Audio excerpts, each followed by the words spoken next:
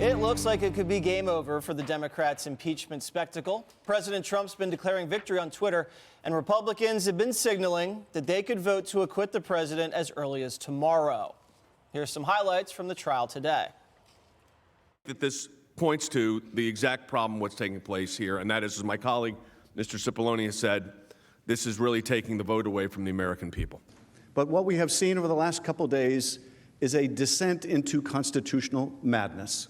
But the vice president, by his account, never once asked his son to leave the board. Instead, he started investigating the prosecutor who was going after Burisma and this corrupt oligarch. And the reason President Trump is ready to declare victory is over two videos that are surfacing. One from John Bolton and the other from Adam Schiff. Take a look.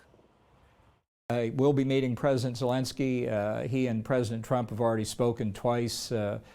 President called to congratulate President Zelensky on his election and then on his success in the parliamentary election. They were very warm and cordial calls. We're hoping that they'll be able to meet in Warsaw and have a few minutes particularly together. Given the history where we've had the politicization of intelligence over WMD, why we would pick someone who the very same issue has been raised repeatedly, and that is John Bolton's politicization of the intelligence he got on Cuba and on other issues. Why would we want someone with that lack of credibility? I can't understand. Wow, okay, so that hurts, Juan. But let's just take a look at it from the week, all right? Democrats went first, obviously landed some punches. Then the Republican defense came in Saturday, obliterated them. Then you have this leak about Bolton, and it looks like the Republicans were getting a little defensive. And now, as the White House team has finished making their case, it looks like there will be a vote on no witnesses, and the president will be acquitted on Friday, maybe Saturday morning. Wow, lot to digest, Williams. Well, I mean, you know, I just find so much of this upsetting, but I start with game over. Well, wait a second. So game over on the basis of the Bolton tape, says the president. I think to myself, well, if that's the case, if Bolton is exonerating the president, why wouldn't the president and his team want Bolton to come before the American people, before the impeachment trial, and testify? But of course, we all know that's not the case. He doesn't want Bolton anywhere near this. He, in fact, is putting up every roadblock to stop Bolton from testifying, and he continues to refuse to release any material. So this is all showmanship, and he's terrific at showmanship. Donald Trump can put on a show. But in terms of protecting the American Constitution, in terms of stopping us from becoming a monarchy with a king that answers to no one, you know, I just wonder what is going on in this country. I think the president's been answering to a lot of people since the day he's been in office. He's been checked every single day, every single week, every single month. He answers to Rudy Giuliani. Everybody, Juan, and you know that. By the way, who's paid for Rudy Giuliani? Do you might know, Jesse. Attorney-client. Oh, Juan. I see. I'm not paying for it. I can barely afford my own lawyer. Kennedy, what do you think about these tapes that have surfaced? It looks like a little hypocrisy. None of it is a surprise. These are politicians, and by nature, they're going to contradict themselves.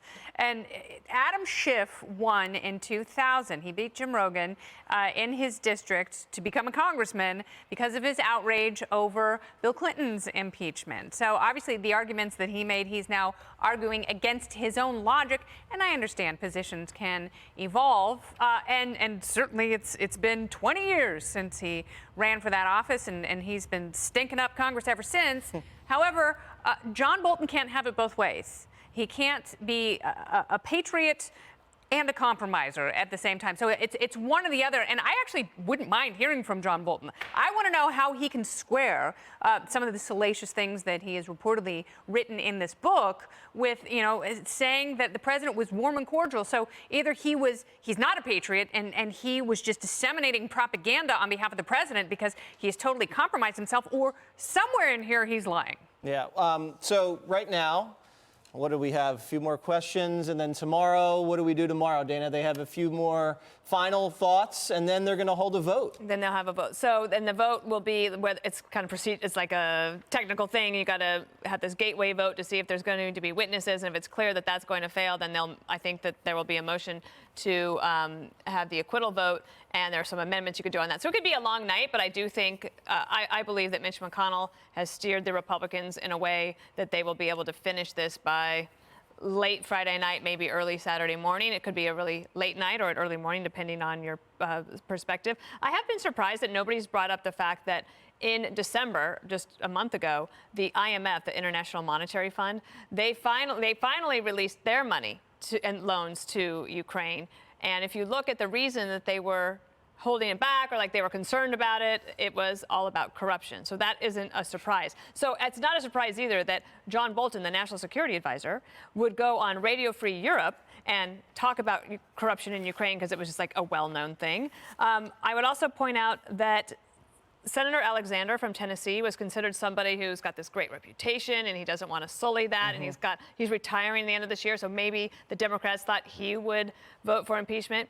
Over the past 2 days, unless I've missed something in the last little bit, he hasn't asked a single question, which makes me think he has all the information that he needs and that the Democrats have failed to force a vote on witnesses. And that is a contrast with the media says. The media always says Republicans don't have enough votes to block witnesses. No, it's actually what the Democrats haven't been able to prove their case beyond a reasonable doubt and force a vote on witnesses. And that frustrated, very quickly to add to that, that frustrated Susan Collins. So she's one of the people that, we've been looking to see where she's going to rest the media on always witnesses. tries to box Republicans very in frustrated with the House narrative. managers. So speaking of the media, this is Joe Lockhart saying some just really explosive stuff about the president. What I thought when I was watching it was, this is un-American. This is what you hear from Stalin. This is what you hear from Mussolini, what you hear from Hitler, from all the authoritarian people who rationalized, in some cases, genocide based on what was in the public interest. So Alan Dershowitz being very effective, making the case for the president, and the media is going after him big time. I'm really going to miss this. I actually hope that they don't vote tomorrow because I'm starting to like this a lot. You're not. Yeah. No, you're not.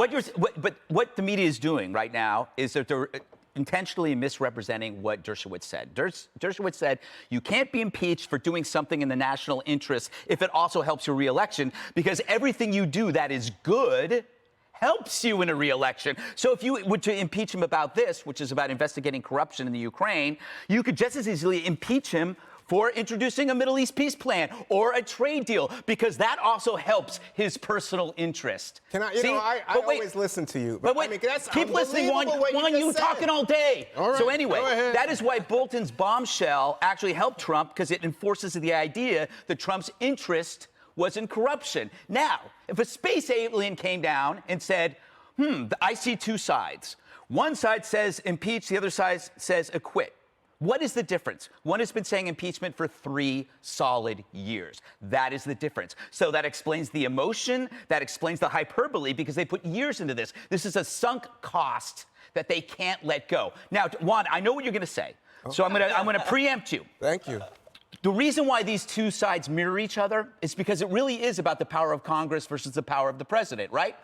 Dershowitz says that if you can impeach over obstruction of justice, which is vague, that gives the Congress too much power. Every Congress now can impeach a president at a whim, and the president becomes a puppet. The other side says if you don't impeach him, Trump is a tyrant and a king. So you see how the argument is exactly equal. The only difference is one has been doing it for 3 damn years. Wow. Greg Gutfeld did not care about impeachment for months and months, and now he's dialed in. Now he's in the weeds. I've been trying. And also, just for the audience's sake, just be very clear, this is not about corruption in the Ukraine. This is about Trump seeking dirt on Joe Biden. That's isn't it okay? But if you're asking questions, you just validated my point. But if you're asking that's the point. You said, oh no, you said this was general about corruption. I know, but this was not about the same as seeking corruption. It's about him trying to help himself. You can't read his mind, Juan. You're reading his mind. Doesn't matter.